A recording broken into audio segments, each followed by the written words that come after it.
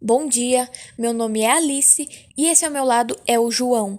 Hoje, em mais um episódio do jornal Conecta Esportes. Vamos falar de dois esportes olímpicos de precisão, tiro com arco e o curling. Bom dia. Antes de mais nada, é necessário saber o que são os esportes de precisão. Esportes de precisão é uma nomenclatura assumida como forma de categorizar as práticas corporais esportivas. Desse modo, a expressão refere-se a modalidades distintas, mas que possuem como objetivo em comum arremessar, bater ou lançar determinado objeto, de modo a acertar um alvo específico, seja ele fixo ou móvel. Começando então pelo tiro com arco, é uma modalidade esportiva que consiste em acertar uma flecha num alvo circular, com o uso de um arco. O objetivo principal, que conta mais pontos, é acertar o centro do alvo.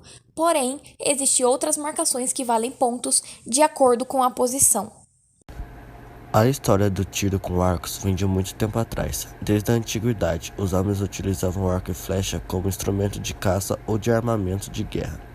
Mas nesse período, a prática era utilizada muito mais como necessidade do que propriamente como esporte ou diversão. Foi a partir de meados do século XVI que o tiro com arco começou a ser tratado como um esporte, e foram criados os primeiros torneios. O torneio mais antigo que se tem registrado aconteceu no ano de 1673. Nos Jogos Olímpicos, o tiro com arco começou a ser uma modalidade de competição nos anos 90, mas ficou por pouco tempo, devido às diferenças de regras que cada país tinha. Em 1972, o esporte voltou para os Jogos Olímpicos, com a adoção de regras únicas feita pela Federação Internacional de Tiro com Arco. No Brasil, o esporte chegou por volta de 1950, mas só chegou a ter regras e uma criação oficial em 1991, com a criação da Confederação Brasileira de Tiro com Arco. Assim, o país foi promovendo competições nacionais e internacionais. Em 1972, o Brasil começou a participar dos primeiros campeonatos mundiais de tiros com arco. Equipamentos como rest, loop, mira, PEP, estabilizadores e pesos são utilizados para que o tiro seja mais preciso. Nesse esporte, é importante que o competidor conheça bem cada um desses equipamentos e como os manusear para obter bons resultados. Além disso, são utilizados dois tipos de arcos como equipamentos, o recurvo e o composto. Com esses arcos, os alvos são de papel ou de materiais sintéticos. Para quem utiliza o arco recurvo, é necessária uma dedeira, e, para quem utiliza o arco composto, um disparador. O objetivo do jogo é acertar o centro do alvo para obter pontos. Quanto mais próximo o alvo central, mais ponto o atirador ganha. No final de uma partida, ganha o arqueiro ou a dupla que mais pontos conseguirem. Competidor fazendo um tiro de arco no alvo. Os pontos são contados de acordo com os acertos no alvo. O objetivo do jogo é acertar o centro do alvo para obter pontos. Quanto mais próximo o alvo central, mais ponto o atirador ganha. No final de uma partida, ganha o arqueiro ou a dupla que mais pontos conseguirem. Todos os equipamentos devem passar por uma checagem antes dos tiros. Quem faz essa checagem são os árbitros. Além disso, o esporte tem outras duas regras, como o arco recurvo não pode ser mirado com uma fibra ótica maior de 2 centímetros. As dedeiras não podem conter ganchos ou ferramentas. Ao fim das rodadas, os competidores têm que ir até o alvo para checar a pontuação obtida. Esses pontos devem ser anotados em uma planilha. Depois, devem ticar o alvo que a flecha atingiu e, por fim, retirar as flechas. Tudo deve ser feito nessa ordem.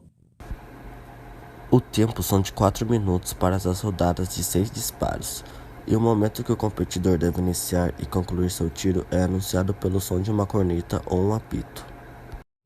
No Brasil, são as seguintes as entidades de administração do desporto, federações já admitidas pela CBTARCO como filiadas na data de aprovação deste Estatuto de 2018, em ordem alfabética: Associação Alagoana de Tiro com Arco, Federação Amapense de Tiro com Arco, Federação Amazonense de Tiro com Arco, Federação Capixaba de Tiro com Arco, Federação Catarinense de Tiro com Arco, Federação Cearense de Tiro com Arco, Federação de Tiro com Arco do Distrito Federal, Federação de Tiro com Arco Estado do Mato Grosso do Sul, Federação Gaúcha de Arco de Flecha, Federação Goiana de Tiro com Arco, Federação Maranhense de Arco e Flecha, Federação Mineira de Arco e Flecha, Federação Paraibana de Tiro com Arco, Federação Paranaense de Arco e Flecha, Federação Paulista de Arco e Flecha,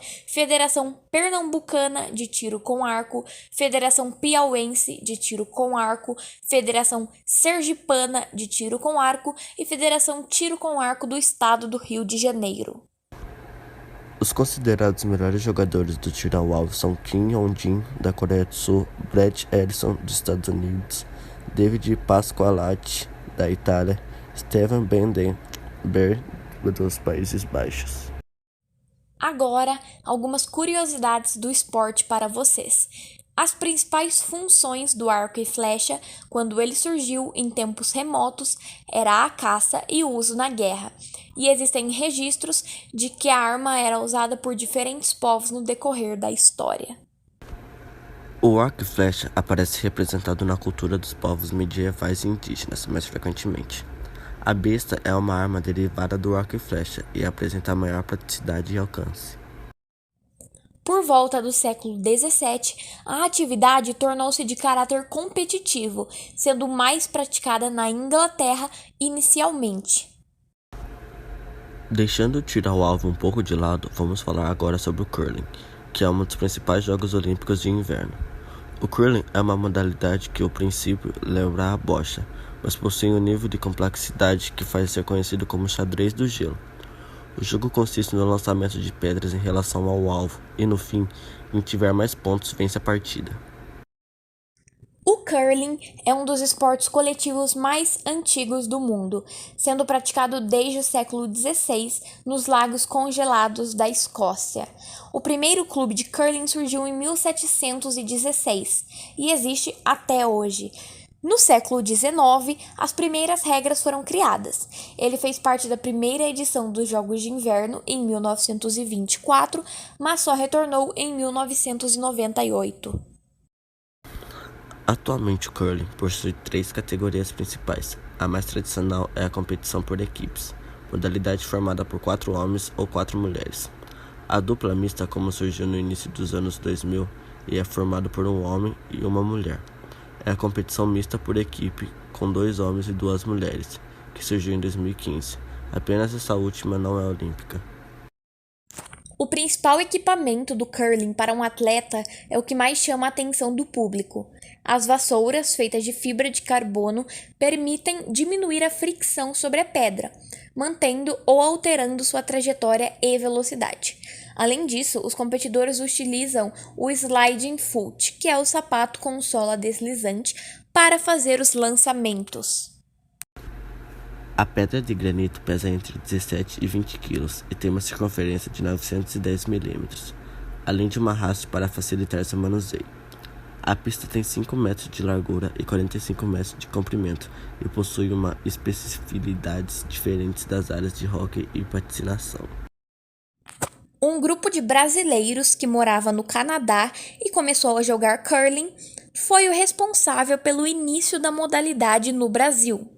Marcelo Melo, Celso Kozaca, Luiz Augusto da Silva e César Martins jogavam na província de Quebec, no Canadá, e entraram em contato com a CBDG para formarem o primeiro time nacional. No ano seguinte, o primeiro passo foi dado com o Americans Challenge contra a equipe dos Estados Unidos. Desde então, o país cresceu e já participou de 4 mundiais da categoria dupla mista. Desde 2015, a CBDG organiza um campeonato nacional e conseguiu aumentar o número de praticantes nesta década no curling. O ranking mundial é separado por modalidades. Na modalidade feminina está a Suécia na liderança, Japão em segundo lugar e o Canadá em terceiro. Já na modalidade masculina, o pódio é liderado também pela Suécia, acompanhada pelo Canadá em segundo lugar e os Estados Unidos em terceiro. E nas duplas mistas, o Canadá lidera, logo em seguida vem a Suíça em segundo e os Estados Unidos em terceiro. Podemos afirmar que o Canadá é a maior potência do esporte, pois além de números, é onde mais se pratica. Esse foi o jornal de hoje. Uma ótima manhã a todos. Até mais. Até mais!